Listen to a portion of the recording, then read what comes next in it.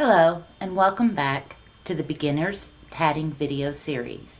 Today you're going to learn how to do a double stitch using a needle and your crochet cotton thread. The way you measure a needle to your thread is you lay your needle down, you take your thread and you lay it beside your needle. Okay? You don't want your thread bigger than your needle because if it's bigger it won't go through the eye and it'll be too tight. Okay? Well, it won't go through the eye and your work will be too loose. What I use to thread my needles with is floss threaders. Now these floss threaders are what they use in the people that wear braces. They use it to pull the floss through their braces. They work great in tatting. They're long enough that you can get a grip on them, and the needle threader that comes with your tatting needles, on the smaller tatting needles, it breaks. So it's a good needle threader, don't get me wrong. It's just, it's easily broken on the smaller threads.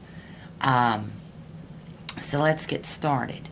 The needles come in a various array of sizes, and like I said, you measure your needle according to your thread.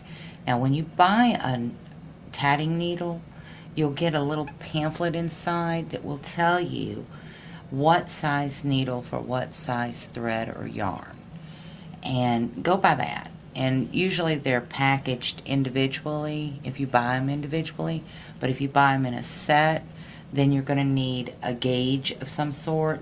And if you don't have a picot gauge that has the needle measurements on them, like this one, I got this from Handy Hands, and up here at the top it's got little holes. That's where you run your needle through and find out what size it is. This needle here is about a size 2. It's the one that works with the size 3 crochet cotton. I kept my label that came with my tatting needles so that I could keep accurate needle with the right size thread. So that's just something that's my preference. And that's what I like about tatting it your own. You make it your own. But getting on with it, to thread the needle, what I do is I take the end of the floss threader and I run it through the eye of that needle. I leave the loop on top. Then I take my thread, drop it down in that loop. I don't have to fight with anything. And then I just pull it through. My needle's threaded. That's what I use the floss threaders for, along with other things. But if I'm going to be needle tatting, that's what I use it for. You pull out about 12 to 18 inches of thread for a tail. Okay? Then pull off some thread off your ball. Alright? Just lay it over here to the side. Now what you want to do is leave a little bit of a loop, about 12 inches, where you're going to grab your thread onto your needle. Lay your needle in your hand along like that. Take his finger, put it down. Now, what you're going to do, take the other half of the thread that goes to the ball, lay it across your fingers, close your fingers. Roll that thread around that index finger. See how I'm rolling it around? That's counterclockwise. Take your needle, run it along, and catch that thread on your needle and pull it down to wherever you want it on that needle. Hold it in place with that finger. The other half of that stitch is roll it clockwise. I'm going to go clockwise. See, I've got the thread. Roll it clockwise. Grab it. Bend your knuckle. Don't forget to bend this knuckle. Grab that thread and pull it on. Let's watch that again. Counter clockwise, pull it down, snug your stitch up, clockwise, pull it down. And as you can see, you can go pretty fast. Needle tatting is a lot faster than shuttle tatting, but still shuttle tatting is my favorite. I'll always do shuttle tatting more so than needle tatting. There you have it. Let me zoom in on these stitches so that you can see how these stitches are done on the needle. All right, let me get it over here just a little bit.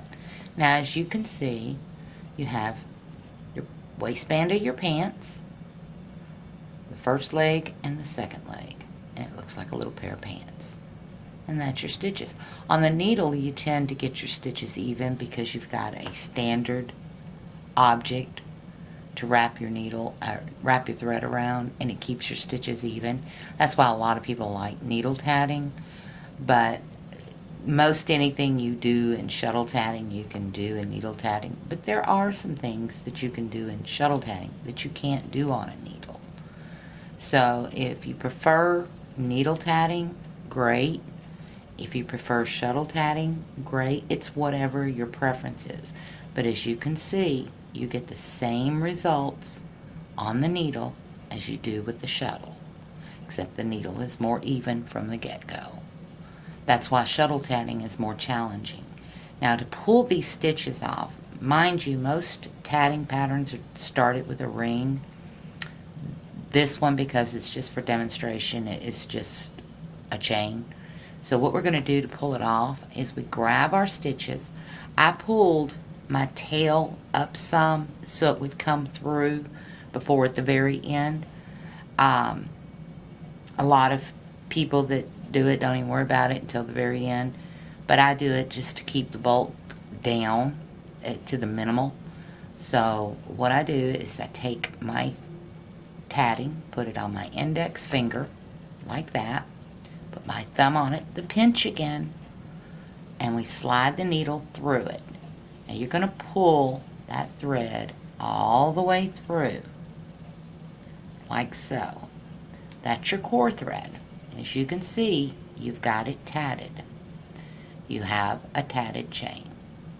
That's how you do a double stitch on the needle. Pretty simple, huh? I hope you enjoyed this and you've learned something. Maybe it took some confusion away. If it did, it made my day. Enjoy it, have fun with it, and remember, tatting, learning it, there's so many avenues with tatting that you can take. So have fun, and I'll see you in the next video where we make rings with the shuttle. Thank you, and you have a great day. Happy tatting!